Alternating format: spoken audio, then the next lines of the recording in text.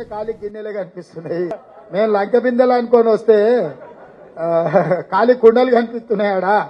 ఇక దాన్ని అంతా సర్దిద్దాలే సంసారం. ఇప్పుడు ఏమీ లేదు, అక్కడ చాలా డ్రైగా ఉన్నది.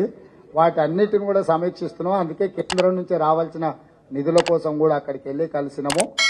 ఈ పరిస్థితిలో నుంచి మనం తేరుకొని అన్ని విషయాలు పరిగణలోకి తీసుకుంటాం.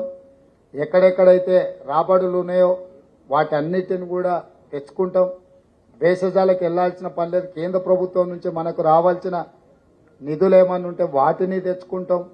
అన్ని రకాలుగా సమీక్షించుకొని ముందుకు వెళ్ళడం జరుగుతుంది.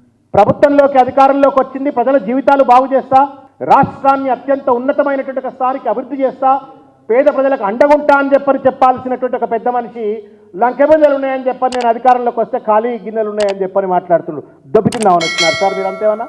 ఇవాళ పథకాల అమలు చేసేటువంటి ఒక సమయంలో 6 లక్షల రూపాయల అప్పు గురించి మాట్లాడుతూ ఉన్నారు. అప్పుడేమో చెట్ల మీద ఇస్తార్లు కుట్టినట్టు వాగ్దానం చేసిండ్రు, ఇప్పుడేమో అప్పుల గురించి మాట్లాడుతున్నారు. అప్లికేషన్ల పేరు మీద కాలయాపన చేస్తారా అని చెప్పని అనుమానం కలుగుతుంది. దయచేసి నివృత్తి చేసి ఒక క్లియర్ కట్ టైం షెడ్యూల్ను అనౌన్స్ చేయాలా అని చెప్పని ముఖ్యమంత్రి గారిని నేను విజ్ఞప్తి చేస్తా ఉన్నాను. ప్రభుత్వ ఖజానానే లంక బిందె అంటే అందులో బంగారాలు, గొలుసులు లేకపోతే ఇంకేదో ఉండదు. ఇవాళ తెలంగాణ అంతా కూడా లంక బిందె. ఎందుకంటే కేసీఆర్ గారు 60,000 కోట్ల రూపాయలు ఉన్నట్టు ఒక బడ్జెట్ రాష్ట్రాన్ని 3,50,000 కోట్ల రూపాయలకు బడ్జెట్ను పెంచి వాళ్ళ తలసరి ఆదాయాన్ని పెంచి వ్యవసాయ ఉత్పత్తుల్లో నెంబర్ 1 స్థానంలో ఉంచి తెలంగాణనే ఇవాళ లంక బిందెగా తయారు చేసినారు.